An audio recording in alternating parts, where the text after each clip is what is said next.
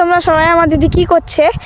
দিদি এদিকে তাকা, বল কি করছিস?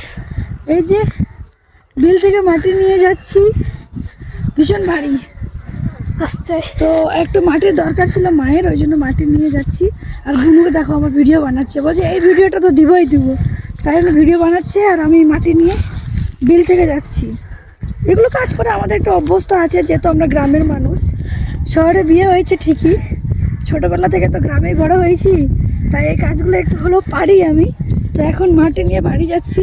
মায়ের একটু কাজ আছে মাটির, মায়ের শরীরটা ভালো নেই, মায়ের মানে ঘাড়ের পেছনে একটু প্রবলেম আছে, তো নিয়ে যেতে পারবে না। তো যেহেতু আমি এসেছি, তো আমি ভাবলাম আমি নিয়ে যাই। তো এই যে মাঠ থেকে এখন মাটি তুলে নিয়ে যাচ্ছি। তোমরা বলো, গ্রাম থেকে কে কে আসো, কে কে মাটি নিয়ে যাও, অবশ্যই জানাবে।